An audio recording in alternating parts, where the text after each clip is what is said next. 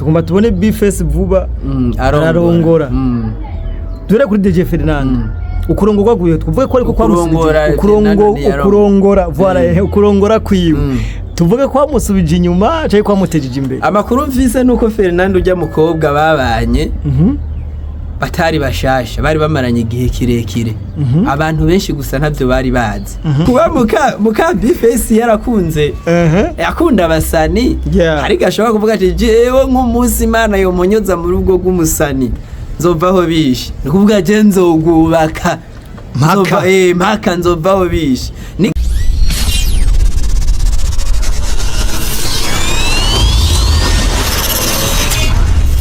Ravana umwese naho ahereye. So my name is John Mabu, utakora sabonate subscribe no bikore kugira ngo ibintu bibananye bigenda gute bigenda neza cyane. Today is another day, another blessing, another beautiful day. Uno munsi nagarukanye umwe mu basesanguzi b'umuziki ndundi amazina ni Peniel Kamikaze. So reka tumwakire cyane, karibu cyane bro. Amahoro Imana bane nawe babo. Umeze neza bro? Abane nako barakurikirana kandi kumugwa. Umeze fresh? Oh, I'm good. Chemeze neza. Baramutse bivanye naho baherereye bose ndabifuriza kumererwa neza. Umurundi yabivuze neza bavyita kuroranirwa. Kuroranirwa. So Peniel shaka kwicisha amajambo abantu badukurikirana ndashaka neza neza tutere tujya dutera ko nk'umujyi w'igisahira. Tugire ko nk'umujyi. Tugire ko nk'umujyi w'igisahira kindi kiragoye. So umuziki uri kurunguka abantu benshi bakora imanza zitandukanye bariko bararongora abastare bariko baragirane kino kintu cyo kumva ko abaririmbyi bogira umuryango bogira famille wowe ubwawe ukibona gute ukivuga ko iki? Ku ruhande rumwe ni cyiza ku rundi ruhande navyo si byiza. Mvuze ku ruhande rumwe ni byiza mba ngomvye kuvuga yuko ubuzima bw'umuntu ni challenge. Hari abantu bariko baradukurikirana muri kano kanya batabizi.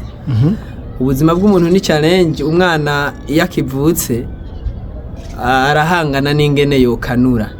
abone izuba. Amaze gukanura bakaza baramumenyereza bamusohora akaraba izuba yamara kumenyera umuco agatangura kujya bahora bamukura mu nzu bamusora agatangura nawe kugomba kwisohora ari hatangurira ibijya bintu byo kwamvura. Amaze kubona ko kwamvura yabimenyesha agomba gutambuka. Amaze kubona ko yagutambuka yabimenye acatangura rero kurondeza ibindi na cyane cyane harimo ibi byo kwiga n'ibindi bitandukanye. Umwana rero amaze kwiga ageze mu wa gatandatu yifuza ko yoja mu windwi. Ageze mu windwi yifuza ko yofata filiere amasection afashe section acha yifuza yuko umenga yoronka diplome arose diplome acha yifuza kumenga yoronka akazi. Umva umuntu agumana challenge. Umuntu rero amaze gukura hari imyaka umuntu akwije avuga ati aho bigeze nanje ndakeneye abankomokako. Ariho rero uwari we wese yaba umuririmbyi yaba ukora ama video yaba umukinyi w'umupira n'ibindi byinshi ndagutakiye usanga yafashe ino nzira yo gushinga umuryango. Hari abawushinga rero rukaguma. Kuvuga tuvuza abarushinga rukaguma bano bantu nk'abakinyi b'umupira abaririmbyi usanga ari abantu bakundwa n'abantu benshi especially abigeme. That's true. Rero bamwe hari n'igihe usanga bafise ama offside menshi. Ugasanga umuntu ku myaka 18 canke 20 arasohoye nk'indirimbo ya mbere iramenyekanye abakobwa batanguye kumwiruka inyuma babiri abagemye indabo baravyaye ku myaka 22 batata abagemye indabo baravyaye 25 abandi babiri ukakaza kwiro turubageze nko ku myaka 30 afise nk'abana nka 8 canke 6 hanze. Muri ico gihe rero hari uwo cavuga ati je abana rero narabaronse nkeneye uwo tuja gusazana amfashe kurera abo bana.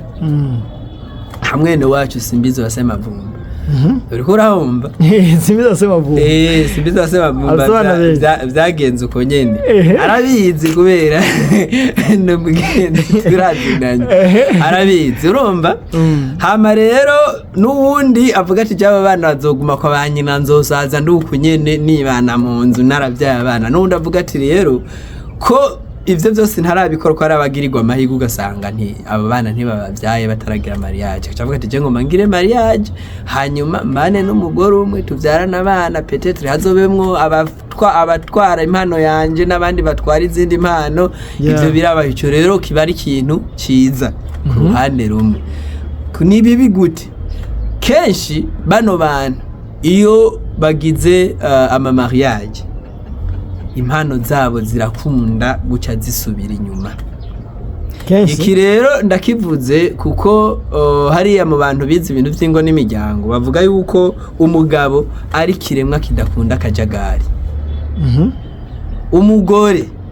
nawe n'akajagari wowe urafise umugore urabizi umugabo ni kiremwa kidakunda umugabo ni kiremwa kibayeho kidakunda akajagari ariko umugore akunda umugore nawe akunda akajagari nakajagari sura ko tubana tudahuza inzira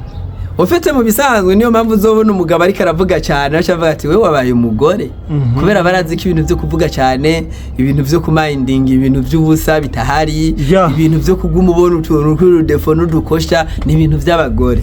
rero iyo umuntu asanzwe akora bino bintu byo kuririmba wowe urashobora kumukunda nk'umugore wiwe hakaba ari abane nabo bamukunda bumva bona gusumbya ejo cyangwa igihe ejo ushobora no kubabona baji wawe bavuga ati ari hehe rero baba bakiteza amahirwe utari umuntu w'umugore uvuga ati jewe ndazi uwo tubana uwo ari we mu nyuma biza kugukomerana uvuga ati ba bagore bawe baguma baza kukuraba ngaha sinkeneye ukaca usanga rero benshi hari umara umwaka umwe rurasambutse hari umara amezi rurasambutse hari uvuga ati jewe ntirushobora gusambuka nzorubamwe mugabo nzoguma nkoroka ugasanga ibi bintu biba bijyanye n'ama inspiration hari umuntu ashobora kugutelefona atana tuko turakora indirimbo ya projet runaka producteur atubwiye ko afise umwanya saa 7 y'ijoro yes ukiraho nyene zishaka kucisha amajambo twarabonye DJ Fernando arongoye ariko nivo yiwe shaka duhuze bino bintu nivyo uri kuravuga nivo yiwe kirashita tugomba tubone Bface vuba ararongora dore kuri DJ Fernando ukurongorwa guye tuvuge ko ariko kwamusubije ukurongora voilà ukurongora kwiwe tuvuge ko amusubije inyuma cyangwa kwamutejeje imbere amakuru mvise nuko Fernando ujya mukobwa babanye batari bashasha bari bamaranye igihe kirekire abantu benshi gusa ntabyo bari bazi hari n'igihe rero tushobora kuvuga tuti success yiwe kubera ko itoba yavuye kujya mukobwa kandi Fernando uno munsi abantu bariko bavuga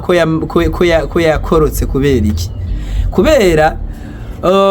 hariho ibihe umuntu ageramwe bigasaba ko yistabiliza hari video yigeze gukora aravuga ati jewe sinkeneye ko nzoba mu muziki abantu baze banshimire ko nakoze clip video y'imiliyoni 30 mugabo atanze y'imiliyoni 10 mfise urumva uno munsi yaravuye Bujumbura aja kuba Igitega amakuru hari ama projet yiwe yakwirikiranye bivuga ko hari n'amafaranga ashobora kuba yaravuye muri page y'ibintu yasavye kugira akore avuga ko azobikorera Igitega rero vyasaba ko abikwirikirana aje hajya agumeho aho yabisabye kuko payeje ntushobora kuyibwira ngo nzokorera Igitega ucuja kubibujumbura yasabye ideni uriko urahumva ayo n'amakuru avugwa kubw'ivyo rero no musi Fernando kuba ari hariya hariho iyindi stability ariko ararondera mu buzima si umugore gusa ivyo bimaze kuba ku baririmbyi benshi hariho umuririmbyi akora akagera ku rugero aronse amafaranga akavuga atoke ubu nshaka na investise akashafata nk'umwaka imyaka 2-3 n'indirimba nasohora nimwe ntanayikwirikirana ariko ari muri investise inyuma yayo rero ko Fernando aracari muto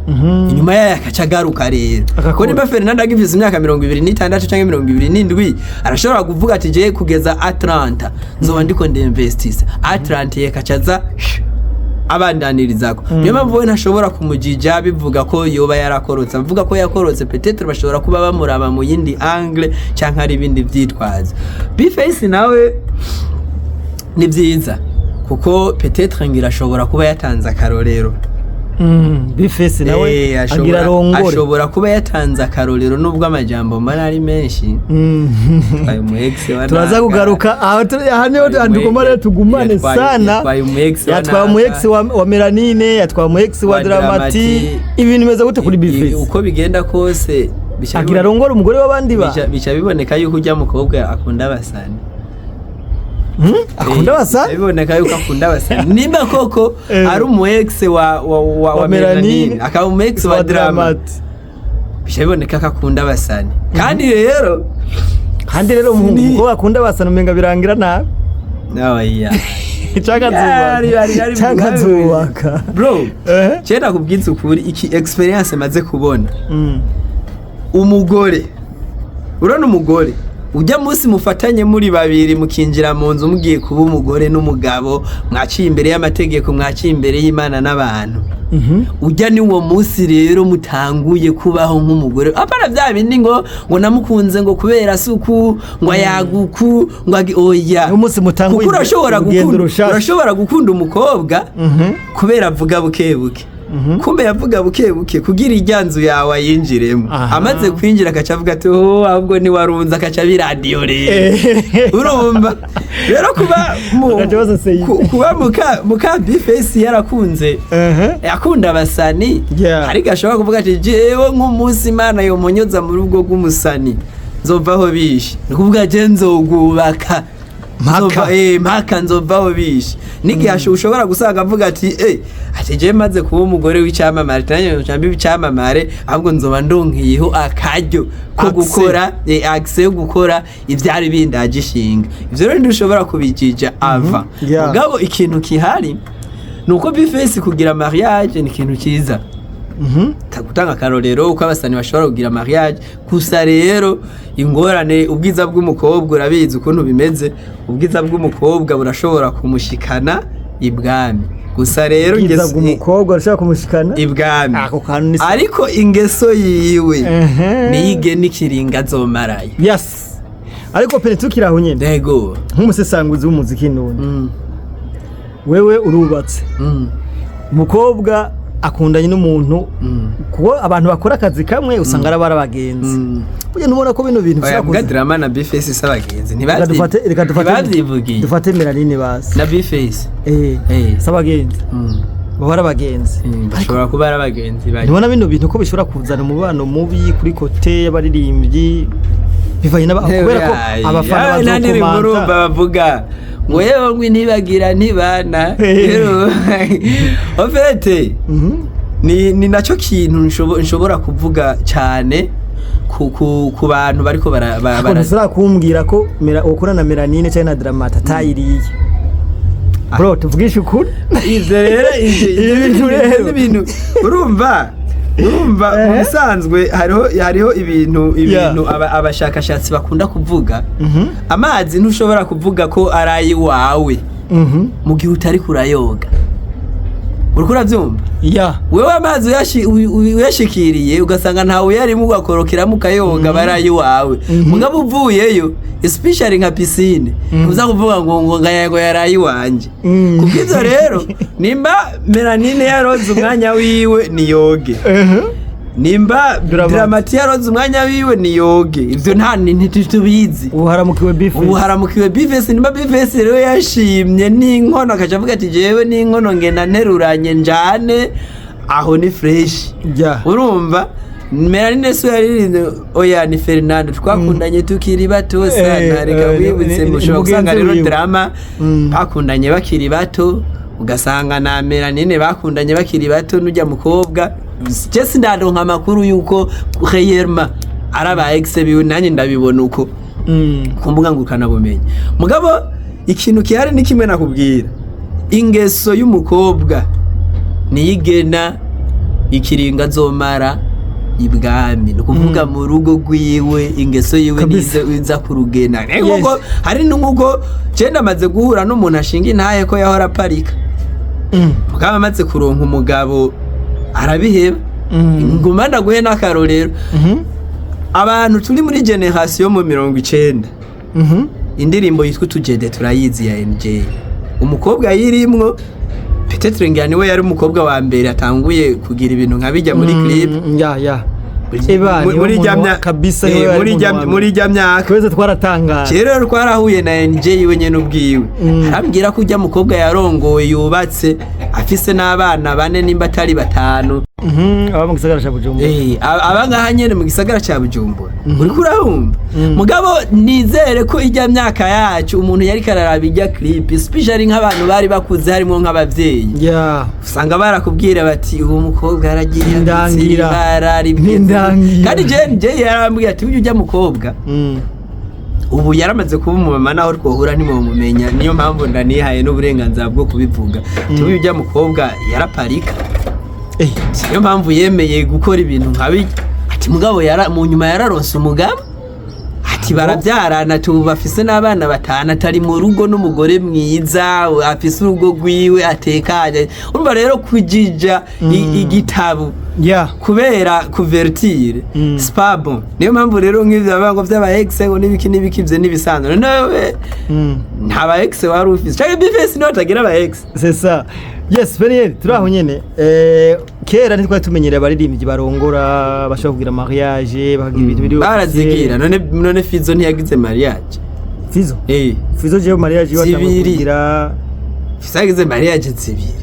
Kamera yagize n'umunyarwandakazi ariko jeze sindazikonta Faransa ntiyagize mariage hanyuma agira na Edith nese wakera Fizo okay ukuntu abaririmbyi turiko turabona abaririmbyi bamaze kugira mariage ariko bikaramba ukabona ko bimaze igihe twavuga ko umuziki w'u Burundi umaze kuba business ni urafise abaririmbyi bagize mariage zaranze Fernand cyambere umwaka urarenze amezi angahe umwaka urarenze umwaka umwe Fizo na Edith Kimana Stein umwaka umwe n'uri kuravuga Fizo myaka myinshi Fizo ni imyaka myinshi bariro mugabo nuko nyene ntari umuhinga w'ingo ahantu hari ibintu byinshi umuntu yovuga mugabo sindi umuhinga w'ingo kuko jewe sindumva umuririmbyi mwine mu myaka ingahe ishize yashowe kuna divorce officiel kabisa sinzi kumuzi umuririmbyi yakoze nuze divorce officiel sinumva ngo Vania yaravuye Vania yari yagize mariage Vania yagize divorce ko tutaramume yari umuririmbyi Vania yagiye yari umuririmbyi ari hit nko none Vania indirimbo Vania yatanguye kumenyekana ahubwo inyuma yuko avuye ku mugabo none indirimbo ya Vania yamenyekanye niya hari akaririmbo yakoze na Arafa na D1 aka D1 na Arafro ya na Arafro iciye kwa DJ Paul kajya karamenyekana hanyuma akora indirimbo yitwa ihera y'amapiyano ubundi Ice Jason aratswe inde Vania Ice baramu none nubona ko turiko turamuvuga wowe numva ko twati mu gisata butuze umuntu haje mu bisanzwe twati mu gisata cha industry ofete mu bisanzwe abantu tureke kwitiranya ibintu umuntu kumumenya urashobora kumumenya mu gisata ciyo voilà kandi kubera ko musangiye akazi oya none ko mbona bamuhibira akavya by'amayinyo européenne babimuha batamuzi aho ni sosa urumva rero wewe wari kurambaza ikibazo kijanye ngo nuko ingo ziramba kujya naho wotonda muri meri ari inkuru bigeze kwandika kuri Jimbere magazine bariko baravuga yuko mu gisagara cya Bujumbura especially menga bavuga muri Mukaza ingo nyinshi ariho hantu hari ingo nyinshi zisambuka kujyanye n'ubona vendredi samedi imiduga iri mu mabarabara amasare baba bari tugira amahoro twabazaniye inka umva inka yacu muze muyirabe neza niko ujya musi niko nyene hari iminsi bavuga bati burya inka yanyu ntikamwa amata nigira inka yanyu tuyivyatsi kashaka inyama twe nta nk'inyama twari dukeneye ati turayibasubije kabisa kubera rero bajya abarabasa baranyaruka kumenyekana mugabo ugiye kuraba ama divorce ahari sayabasani gusa none Snokey ntiyagize mariage ntaramvye yes bana wenye bariko kwakukana ariko sinze kwabonye Snokey oya yari kari nivyo yari kari nivyo yari beze nivyo yari turabandanije yo kwakukana ari mu Buyapani wabo n'umugore we cyasohoka gute turabandanije tuje kumuri ibyo Big Fizzo ko tuganira en general entertainment. Big Fizzo ariko aragaragara cyane supportinga ya aragaragara supportinga cyane aba jeunesse y'ubu. Kijya kintu wo kibona nk'ubutwari. Fizzo vraiment respect. Fizzo n'umuririmbyi afise amaraso meza. Ku bijyanye no gushigikira impano reka ndabivuge. Kuko jewe social mura ntawe narinzi. Sharina Nina ntabo narinzi. Twumve undi muririmbyi ntarinzi. Ni benshi cyane. Urumva haro Q-Boy Musafi. Yaje ngaha. Je ntawe narinzi ari Tanzania. Ntawe narinzi mugabo gukorana collabo na Fizzo. Fizzo yafashe ukuboko cyane uwo bita Patient Matabaro. Indirimbo yabo yita Feelings n'indirimbo yadugije Matabaro iramushira kuri level. That's true. Fizzo rero Fizzo uribuka ko n'indirimbo ya mbere ya Mukombozi Zawadi ya mwakura zikari we yaririmbye refre. Fizzo rero numwe mu baririmbyi novuga yuko afise amaraso meza yo kuduza abantu. Sinavuze Monia Fleur kuko Monia Fleur nawe nyene kugira ngo abe stable abantu bamwumve bamumenye tuvuge basi nk'Uburundi bwose no hanze yabwo nuko Fizzo yamuhaye collabo ya Febre. Ego twebwe twari twarakoze ivy'iwacu nyene turamuha base stabilité bijanye n'ibi na biriya mugabo Fizzo amaze gushira ko itafari rya nyuma abantu bashavuga ati wow fresh. Kuvuga rero Fizzo jewe respect kuriwe afise amaraso meza yo gufasha abantu kandi urazi ko nabakiriku kiriku yaraho ego nivyo hari ibyo bari bamaze kumufasha mugabo amaze kwinjira muri Bantu Boy naho abantu batanguye kuba interesse na kiriku ari ngaho tutanamuzi byata burya na Dabo abantu bari bamuzi mugabo igitinyiro yagiye kukigira cyane ari uko amaze kuja muri Bantu Boy rero ico ntaworeka kukimwubahira rero kuba n'ubu ariko arakora is good. Nabonye indirimbo yiwe na Janvier Kerina Kena bita Janvier Keri Janvier nabonye Janvier yitwa iradukunda irankunda iradukunda Keri Janvier nabonye indirimbo yiwe ya Desire na Janvier arahejeje gushaka ko kashe rero Fizzo kuri Kerina arahejeje arashize ko kashe mugabo ni bya bintu nyene nakubwira mwana wa mama umuziki uragoye sana umuziki uragoye kuko nubwo Fizzo twavuze ivyo vyinshi muri ivyo yakoze hari abo yagiye arashira ko bitakunze kabisa. Indirimbo ya collabo yawe na Wiz Design urabizi collabo yiwe na Obelix urabizi urumva ibanga rero ni bariri hehe ariho rero ibanga ho riri ni ryari ni nyene nakubwira ubwiza bw'umukobwa burashobora gutuma geri bwana mugabo indero yiwe sha ni determinate umukobwa nazohamara igihe kingana uko kuko no tuvuge ko kiratandira afise sico ndiko ndavuga ni ukuna vyitwaramo strategy n'imyitwarire vyiwe mu muziki birashobora gutuma aduga canke amanuka kuko ibintu byose ntibiza kumwe urumva ibintu byose ntibiza kumwe mugabo jewe akantu kamwe maze kubona Fizzo iyo akoze indirimbo n'umuririmbyi w'umurundi atari ngaha ku butaka bwa Ntare kenshi biraflopinga birafwara I don't know why kandi bica burumvikana biraflopinga vraiment birafwara kuko indirimbo yawe na Wiz Design ntiyara indirimbo yawe na Obelix ntiyara urumva ni indirimbo ya Kerina igihe aheruka ino barashutinza catera agenda ntari ngaha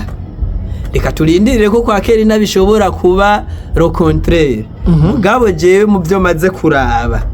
indirimbo nyinshi akoze akoranye n'umuririmbyi atari ngaha ku butaka bwa Ntare ngipasi haro n'indirimbo bakoranye na Black G ACI nayo nyene niyonze ntiyari ngaha urumva ntayonze pe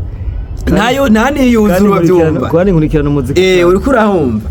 donc rero Fizzo iyo ari ngaha ku butaka bwa Ntare ho biragira vibing abaswahili bavuga ko anachachu